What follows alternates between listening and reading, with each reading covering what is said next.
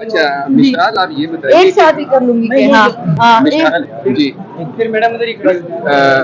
مشال یہ بتائیے گا کہ آپ یہ جو انڈیپینڈنس آف جوڈیشری کے لیے آج جو کیس فکس ہوا ہے ہیئرنگ کے لیے، آپ اس کی سماعت کے لیے آئی تھی؟ جی جی میں اس کی سماعت کے لیے آئی تھی بالکل.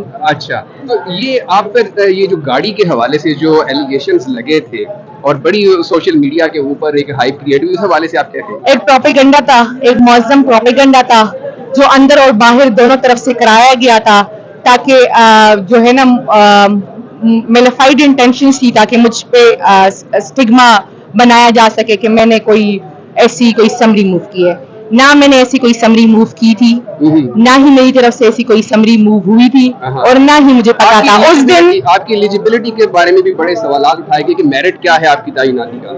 دیکھیں جی، چونکہ آپ یہ سارے باقی تو یہاں مجھے دیکھتے رہتے ہیں، آج سے میں پہلی مرتبہ مل رہی ہوں آپ کو، تو چونکہ آپ نئے ہیں تو آپ کو شاید پتہ نہیں ہے.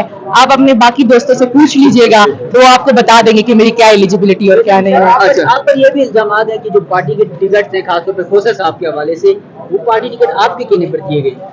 دیکھیں جی، ٹو بی ویری آنیسٹلی میں نے پارٹی ٹکٹس میں کوئی انٹرفیرنس نہیں کی سوائے آئی ایل ایف کی اگر ٹکٹس کی بات ہوئی ہو یا اگر خواتین کے لیے کوئی بات ہوئی ہو تو میں نے بالکل آواز اٹھائی ہے. اس کے علاوہ میں نے کوئی انٹرفیرنس نہیں کی ہے، اور وہ جو ریلیونٹ ریجنز تھے انہوں نے نیم ریکمینڈ کیے تھے اور اسی سے ہوا تھا. ہاں، آئی ایل ایف کی ریکمنڈیشنز یا اس حوالے سے میں نے اپنی انپٹس دی تھی، اور کافی چیزیں چل رہی ہیں، اور میں نے باقاعدہ کہا نا کہ اندر اور باہر کی چیزیں چل رہی ہے، لیکن جب نیت صاف ہو اور اللہ تعالیٰ ساتھ ہو تو کوئی آپ کا کچھ نہیں بگاڑ سکتا. اس وقت پی ٹی آئی میں سینٹرل اتھارٹی کون ہے؟ کیونکہ ہمیں بیانات میں تضاد نظر آتا ہے، اسٹیبلشمنٹ کے ساتھ بات چیت ہو یا دیگر معاملات ہوں، تو ہمیں ایک کانٹرڈکشن نظر آتی ہے. آپ کی پارٹی کے کچھ لیڈران جو ہیں وہ کچھ کیسی کنٹرڈکشن؟ جیسے شہریار آفریدی صاحب نے. لیکن شہریار آفریدی صاحب نے اگر بات کی ہے، جن کی انہوں نے میرے خیال سے وضاحت بھی کی ہے، تو وہ آپ انہی سے پوچھ لیں، ان کی بہاف میں ان کو رسپونڈ نہیں کر سکتی.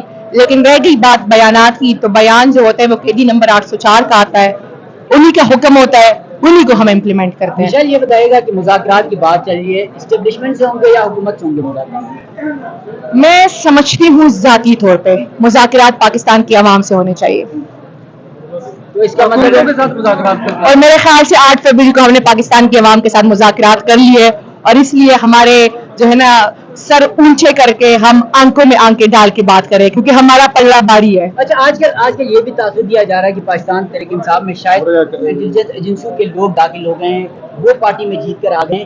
تو عمران خان کا جو موقف تھا، عوام نے جس طرح 8 فروری کو جتایا، اس موقف سے پیچھے ہٹ گئے. وہ احتجاج، وہ جلسے، عمران خان کا نام جس کے ساتھ بھی جڑا ہوا تھا، عمران خان کا نام جس کے ساتھ بھی جڑا ہوا تھا وہ پاکستان میں جیتا ہے. فارم 45 پہ صرف عمران خان ہی کے کینڈیڈیٹس ہے.